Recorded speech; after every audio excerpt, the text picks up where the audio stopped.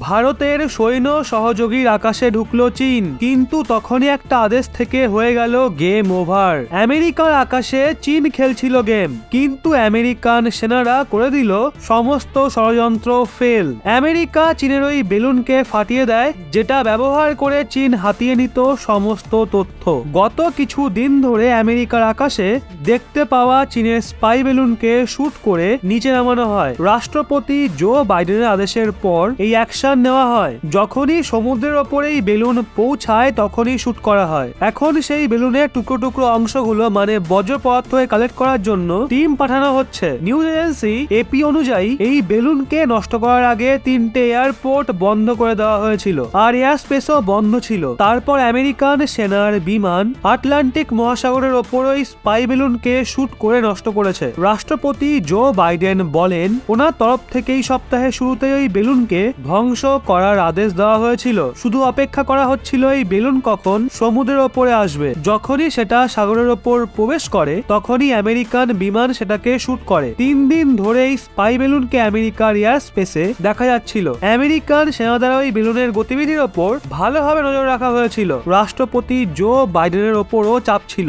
যেন সেই ওই বেলুনকে নষ্ট করার আদেশ দেয়। এখন ওই প্রেসারের জন্য আদেশও জারি করা হয়, আর চীনা বেলুনকে ফাটানো হয়। এখানেই বিষয়টা বোঝা জরুরি, ইউএসএ, কানাডা এবং ল্যাটিন আমেরিকার এয়ার স্পেসে চীনের সন্দেহজনক স্পাই বেলুন দেখার পর চাঞ্চল্য সৃষ্টি হয়েছিল। পেন্টাগনের মত অনুযায়ী মন্টানার ওপর দেখতে পাওয়া বেলুনের আকার 3টে বাঁশের সমান ছিল। আমেরিকান সুরক্ষা মন্ত্রণালয় বলেছিল এই স্পাই বেলুনের জন্য মানুষজনের কোনো রকমের বিপদ ছিল না, কিন্তু তাও বিগত কিছু দিন ধরে আমেরিকান বায়ুক্ষেত্রে দেখতে পাওয়া এই বেলুনকে ট্র্যাক করা হচ্ছিল। আমেরিকান সৈন্য বিমানের মাধ্যমেও এর ওপর ভালো মতো নজর রাখা হচ্ছিল। তারই মাঝে রাষ্ট্রপতি জো বাইডেন বেলুন ফাটানোর আদেশ দিয়ে দেয়, আর সুযোগ বুঝে সেটা করেও ফেলা হয়। চলুন এবার এটাও জেনে নি এই স্পাই বেলুন আবার কি। আসলে স্পাই বেলুন খুব উঁচুতে ওরা আবহাওয়ার অনুমান করার মতো বেলুনের মতো হয়, কিন্তু এগুলোর মধ্যে উপকরণের পার্থক্য থাকে। এতে ক্যামেরা এবং র্যাডারের মতো উপকরণ লাগানো থাকে। এগুলোকে নর্মাল র্যাডারের মাধ্যমে খোঁজা ভীষণ কঠিন হয়, আর এগুলো সাধারণত